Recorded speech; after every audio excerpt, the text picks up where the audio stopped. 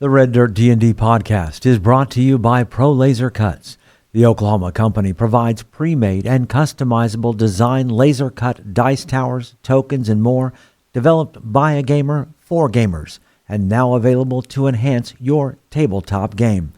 Pro Laser Cuts products can be found at many Oklahoma City area game stores, local events, and now available online at prolasercuts.com.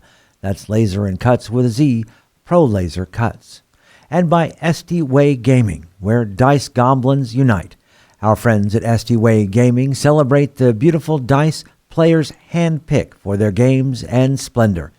SD Way Gaming has expanded to include many tabletop gaming varieties, accessories, and similar fun necessities to include a service for your dice addiction.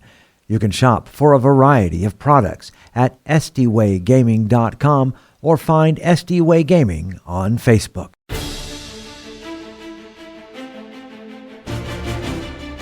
Welcome to Red Dirt D&D. I'm Michael Cross, and I play Elias Stone, a human cleric. I'm Connor Shenold. I play Sable, a half-elf rogue. I'm Johnny Payne, and I play August E. Greymore, a human fighter. I'm Carrie Hester, and I play Moxie, a tiefling bard. And I'm Brooke Bullock, your DM. Please join us as we explore the curse of the Clockwork City.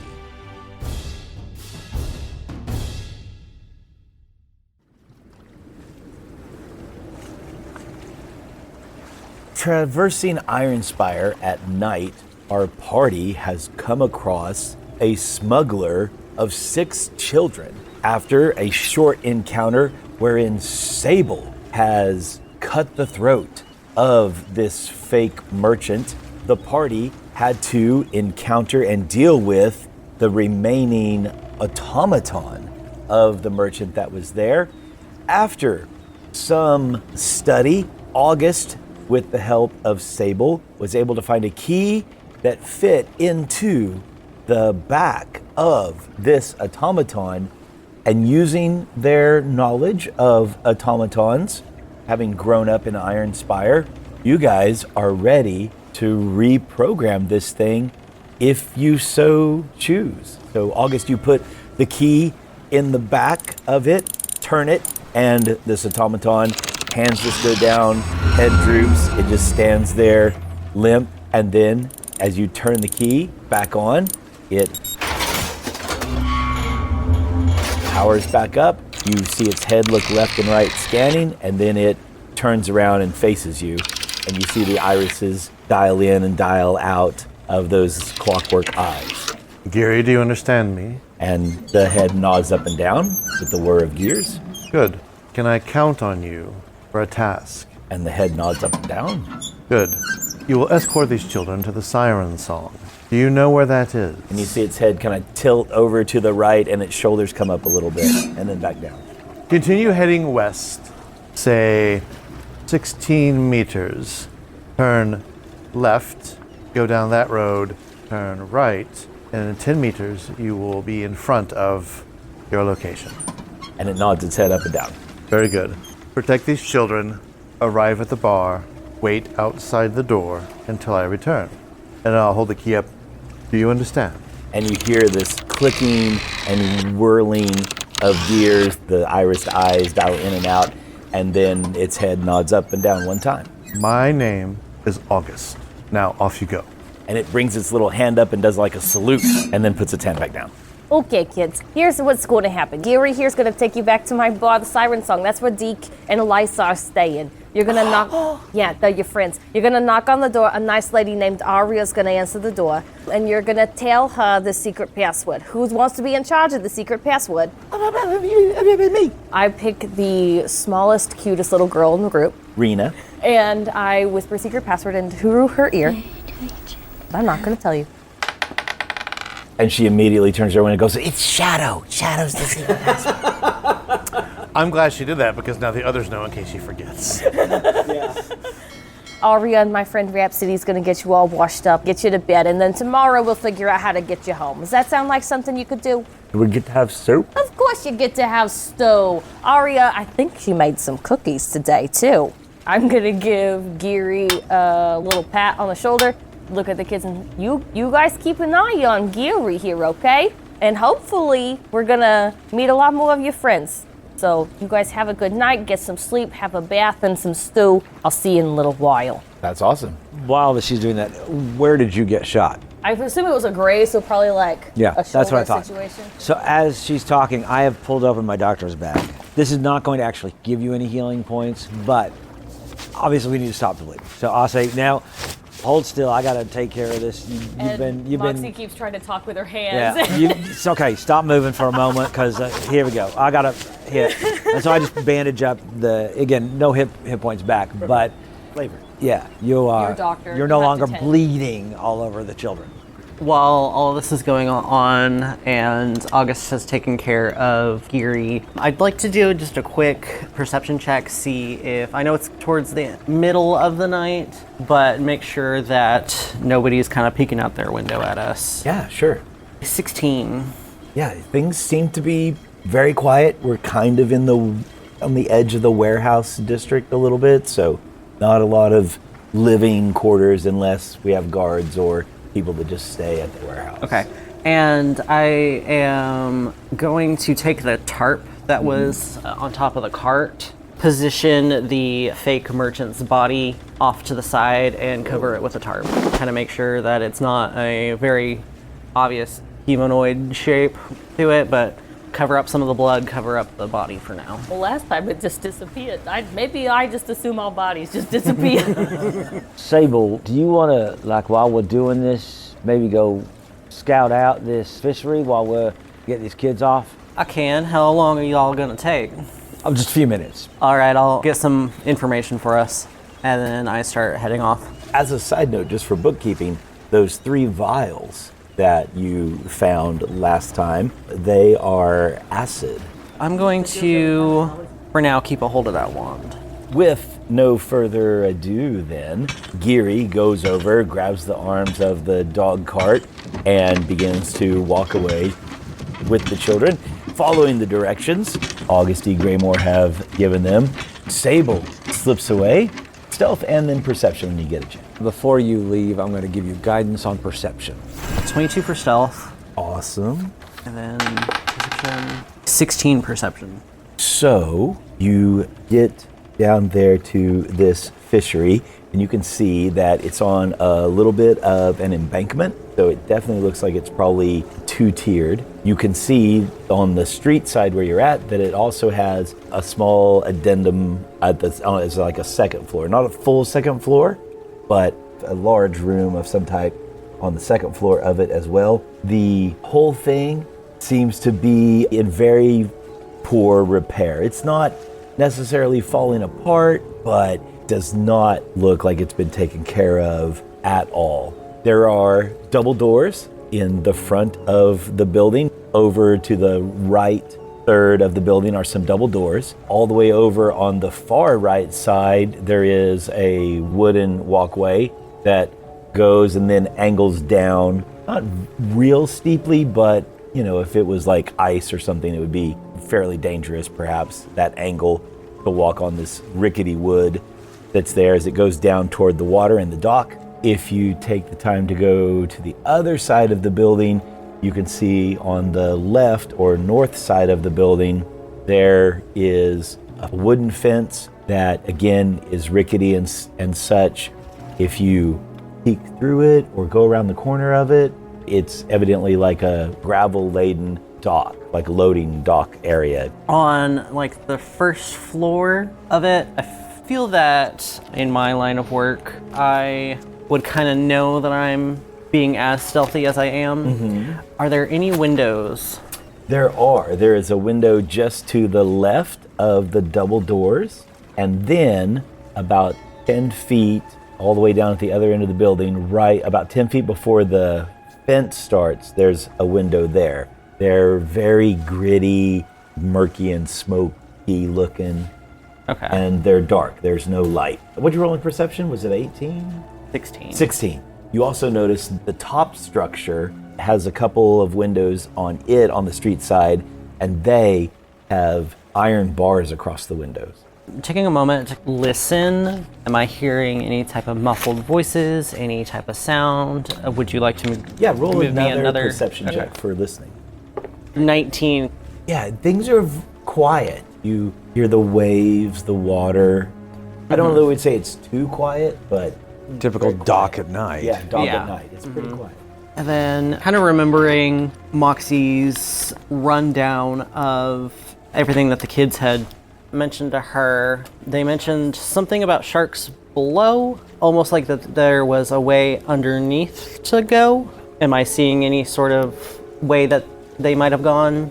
Topography-wise, it makes sense. I mean, you can tell that the shoreline kind of drops away, so presumably there might be like the backside of the building might be over the, it almost has to be over the water. Okay. On the far south side where the rickety walkway is, you can see it slopes down, and then with you have 60 feet of dark vision? Yes. Yeah, you can easily see that it goes past the building and widens out just at the edge of your dark vision. It widens out to like a 10-foot wide perhaps, can't quite see if it's any wider than that around the edge of the building, but to a more like a dock rather than just a walkway down at the water level. I'll take all of that and I think head back. So I will say, now that we aren't with Deke and Elisa, maybe I took this opportunity to talk to August and Dr. Stone about the encounter that Sable and I had in the alley with those kidnapped kids and how we got Deke and Elisa. Because I kind of like vaguely, I was like, oh, we got them from a couple of thugs, but talking about them, to be clear, I didn't see anything with Batman. Batman is your secret. And That's I didn't right. tell you. Baccarat. Is child thing, has that been something going on for a while? Well, so Sable asked me to find out some information about the missing kids. Probably 3 weeks or so, we've had kids that have been going missing across the city. You know, if 1 or 2 kids we don't notice. We got a lot of urchins, unfortunately, a lot of orphans. But it's become quite an epidemic. The Sapphire Society was trying to find the thugs behind it, and I guess we found them. Yeah, and the priestess at the temple said that it was 3 weeks ago that Deke and Elisa were taken, so I'm guessing it's about that time this started to ramp up for a lot of kids. It's what it seems like, at least. Right. I don't know how the orphanage will take, and I don't know if these kids have anywhere else to stay. I don't know this town very well, but I can talk to Priestess Yori and see if she might want to take these kids in. We could definitely take a couple in. I know some places. At the end of Elias's words of not knowing where the kids would go, I step out of the shadows. Most kids here, they live on the streets.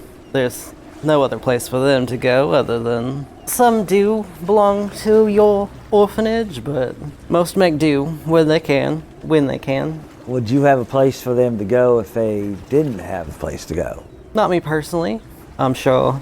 So mostly what we do with the urchins is they don't want help. They want to do it on their own. They think they've got this whole thing figured out. They think that their parents are going to come back for them, whatever. It's actually very sad. But some of them I am able to help, and Rhapsody and I, we get them out of town. We have a few different places. We actually have sent a couple out to Calamira to live in either the orphanage there or to be adopted, to find just a fresh start, or at least get some fresh air, you know what I mean? So we'll find somewhere for them to go. Yeah, I just don't want them to have to stay at your bar. I think that would kind of... Oh, I'm not a daycare center, honey. Exactly. I don't think that's a good place for them to, but maybe we can find something. Like I said, I'll talk to Priestess Yori and see if maybe they could take a few of them as well. Yes, but I would recommend they beef up security and have an internal investigation, since some of the children were taken directly from their beds at the orphanage.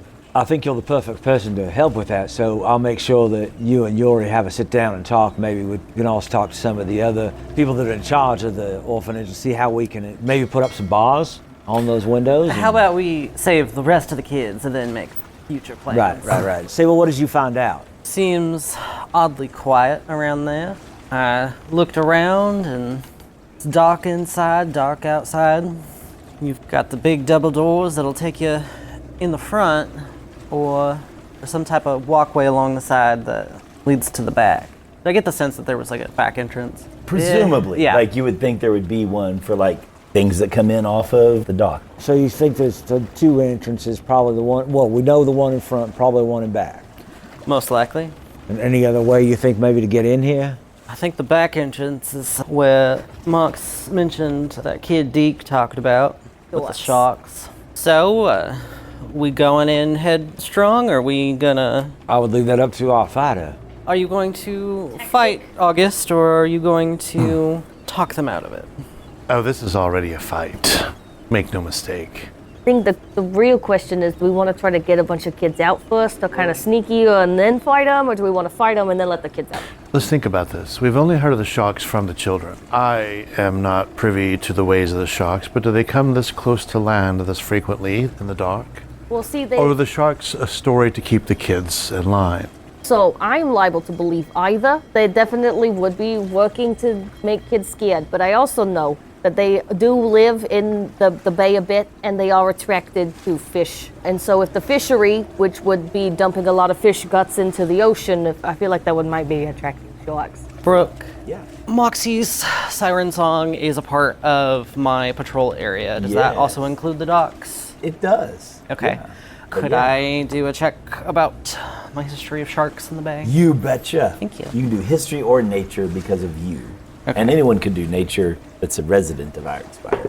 15 history. Oh, yeah. It has been known, especially around the docks, just as Moxie was saying, that the sharks do come in close, and there's an equivalent shark, kind of what we would think of as a bull shark, that can come into fresh water and that also just is really tenacious and kind of a garbage bin eater of anything. There's a shark in the area called the jigsaw shark. I'm a little bit more familiar with the dock area. There are sharks that come close enough to be a problem. Well, we don't need to add to the problems we're going to have. The sharks cannot come up on land or into the building and fight us. I say we just enter head on. I like a straight fight anyways. Just walk up and knock on the door? Knock, Kick the door down. kick the door down. I was thinking maybe we'd be a little bit more sneaky, but certainly if we want to just go open up the front door, I don't think we have to bust it down. Or we do this twofold.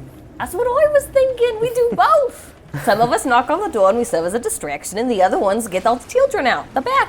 Is that what Sable had in mind? I know I'm more beneficial going the stealthier route. That's right. So if August and I go up and knock on the door, and then the two of you sneak behind and come in from the back, they don't know you're not with the night watch. You know how to be city watch, so they're not going to know that till they answer the door.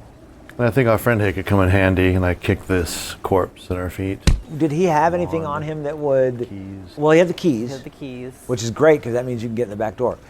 But did he have anything on him, uniform, badge? He was dressed, a little fancy, but fancier than for this area of town for sure. Yeah, they definitely weren't his clothes. He was either trying to be fancier than he was because he thought he was fancier than he was, or some kind of part of the scheme. I want to carry him as if I was one who was in the profession of putting out fires over my shoulder line. Prop him up across from the doors, with his head down and the hat covering up any of his injuries. And I want to knock on the door, ordering that someone inside come out and get this drunk vagrant off of the street. And that will cause a ruckus that we could describe. Excellent. I think we have a plan. You guys sneak in the back, we go in the front. All right.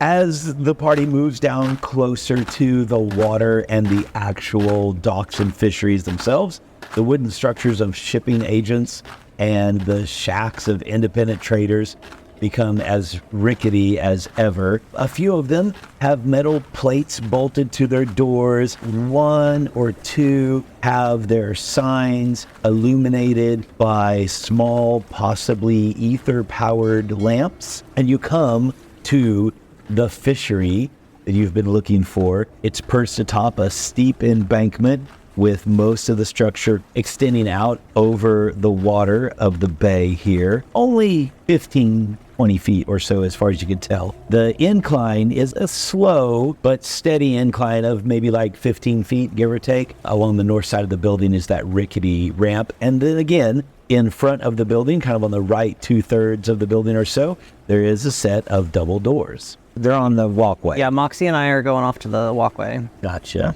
Do you want me to carry? I can actually hold him like he's drunk. The thought is if he's out there, they have to come get him. And one or two people are leaving. That takes one or two people away from the Well, door. they've got to come take him from me as well. Or they open the door and say, you bring him in. Yeah.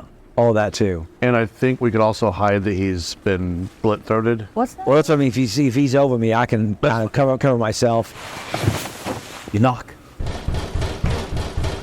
Nothing happened. We got one of yours out here. If you don't come out and get him, we're going to put him in the tank for the night.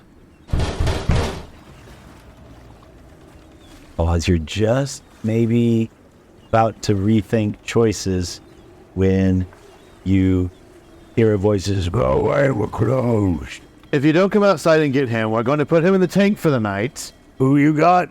They didn't say his name. He's all fancy dressed up. He just got all drunk out here. So come get him. He come out this door, went around the corner, fell over next to a wagon, and passed out. Just a drunkard. Come out here and get him, or we'll put him in and we'll ask for all your names and have a talk with all of you in the morning. Intimidation check.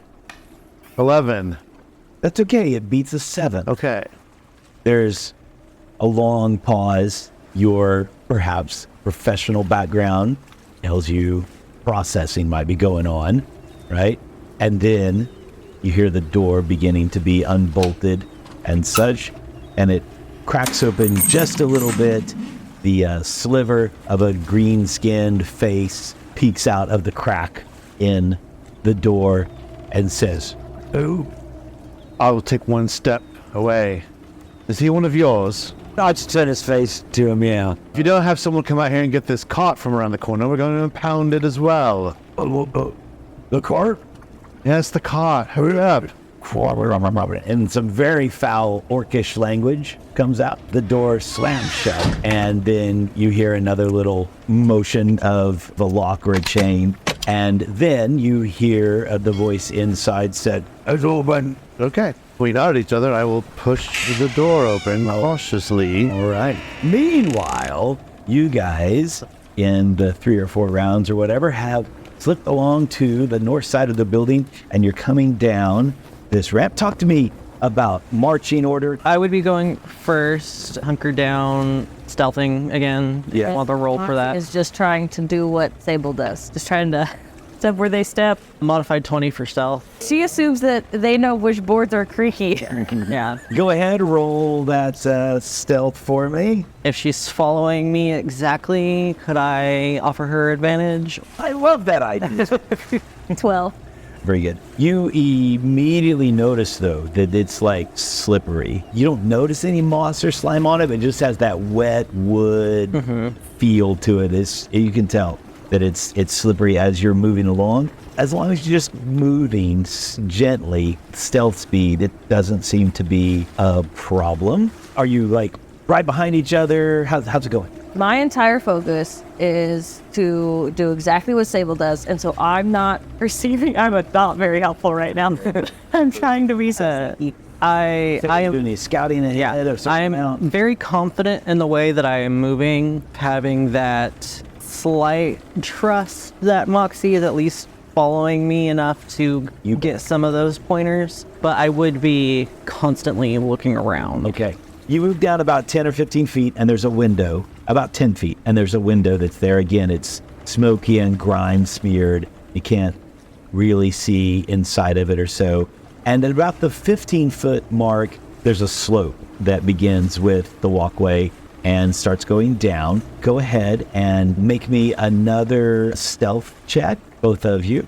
A 13. Another modified 20. So you continue to move down another 15, 20 feet or so. As you do so, you get down to where this walkway meets the water level, expands out into the dock that's there, and you can see that indeed the water goes up underneath the building, and there are some pillars that are there. You also find a door that's on the seaside of the building that's right around the corner. Okay, so I'm gonna go up to that door, that ring of keys that I found. I'll really inspect the lock and inspect the keys and then find the correct one. This is a thing you've done before, so I won't even make you roll for it. Yeah, you do find the key. Meanwhile, at the front of the building, Yeah, we'll slowly open the door. inside, you can see a room that's about 20 feet wide and 20 feet deep or so. It's square. In the top right corner is a door. And then on the left-hand side, on the south side, there's a single door, middle of the wall. There is a desk that has definitely seen better days. It is a decrepit-looking desk. There's a chair that has like moldy cushions on it. Is sitting behind it, and standing at the back corner of the desk is what appears to be a mixed blood orc who is wearing an eye patch and has several deep scars across his face. He has a headband tied tight around the top of his black greasy hair that is peeking out from it. He also has with him a short sword at his hip, and he's holding a big flail. Dump him on the desk. All right, so I'll walk over and What of the cot? Y'all get it later. I'm going to turn around Yes. and close the door behind me while I say, well, if I were you, I would not wait too long, and turn back to the orc and start walking towards him. Because by the time you get to it, all those children may be gone. Let's roll for initiative. Do you need me and Carrie? In this initiative? Not necessarily. 8. Dex. As you guys make a move to take action, violence, he is more than ready for that. And he steps forward toward the door on the left-hand side, closing with, it looks like, August swings his flail. Does a 15 hit? No, it is not. Okay. How close does it come? Smarter than your average one-eyed partial orc. I saw the flail coming up, and I just leaned back from the waist back. He was close. There you go. Then this guy says, Ben, Basil, Jenner, and he gives a weird whistle, and out from underneath the desk come 3 dire rats. They rush forward. Michael, pick odds or evens. on. And they all rush at August. Great. Try to surround. It looks like maybe only 2 of them can get to you, August. And so, it does a 19 hit. Yeah. Okay, so one of the rats comes in low and bites you for 3 points of damage. The other rat rolled a 22 and bites you for 4 points of damage. How are we looking? 7 points of damage from rat bites. I'm in the bleed. Okay, we're still up. Still up, yes. Okay. More than 7 hit points. Very good. And now it would be August's turn. Yes. I'm just going to whip my halberd around and a big arcing swing at any and everything. 13. Oh, it definitely hit the first rat. Awesome. Which means I get to swing at the second rat. 14. Will hit the second rat. Which means 9 points of damage to one, 6 points of damage to the other. You slice through the spine of the top of the back of this first rat, which, they're like 3 feet long with 2 feet tails, right? I mean, they're basically medium dogs. And it falls down unmoving. The other one, it is a grievous wound, but it is still up. As a bonus action, I'm going to flip my halberd around, just kind of move it around like a fancy dancing to intimidate the orc standing in front of me as I second wind 7 points. Like, what, rats? Dr. Elias Stone, there is a rat that hasn't engaged with August yet that is between you And it's the 5 feet away. So Basil. I am going to reach down and shocking grasp. 18. Yes, that is enough. 5. It squeals and wiggles and spins around to face you. And because it now no longer has an opportunity attack, I am going to move. So you then step around behind the desk. Yes. Very nice. At the top of the initiative order, and we see this half-orc swings with all his might. And you know what I've almost forgot? What's that? We have a hero point in inspiration. It came from Andrew, and he said, natural 1 on this half-orc completely so raged, he looks down, he sees the blood and the gore, and you've killed one of his rats and grievously wounded the other, completely miffs on you. It is the rat's turn, and rat number 2 goes after August again and probably misses with a 10. Oh, but rat number 3 Does it move up? Does it move? comes underneath the desk. Oh, goodness. Attack of opportunity. 14. That's a hit. 6. So this rat goes to scurry forward, come underneath the desk and attack Dr. Elias, but with the halberd. August reaches out, and what happens to this rat that you basically eviscerate? I let the tip of it drop on the floor right next to him and slice across, scraping the ground. Oh, Right through the rat. just open up his whole side, little rat guts go boot. So I have field of vision settles again on our green one-eyed friend.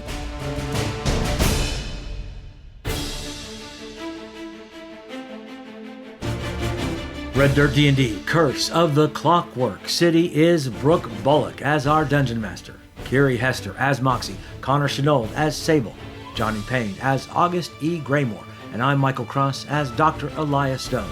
Our theme music comes from Ovani Sound. Our sound effects and additional music courtesy of Jeffrey McBride, Monument Studios, Describe.com, and TabletopAudio.com. Dice for the Red Dirt D&D cast provided by ST Way Gaming. You can find us at reddirtdnd.com. If you are enjoying Red Dirt D&D, make sure to subscribe, rate us, and leave a comment.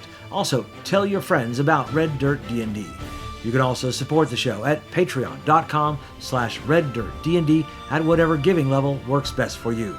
Join us next time as we discover more secrets in the Clockwork City.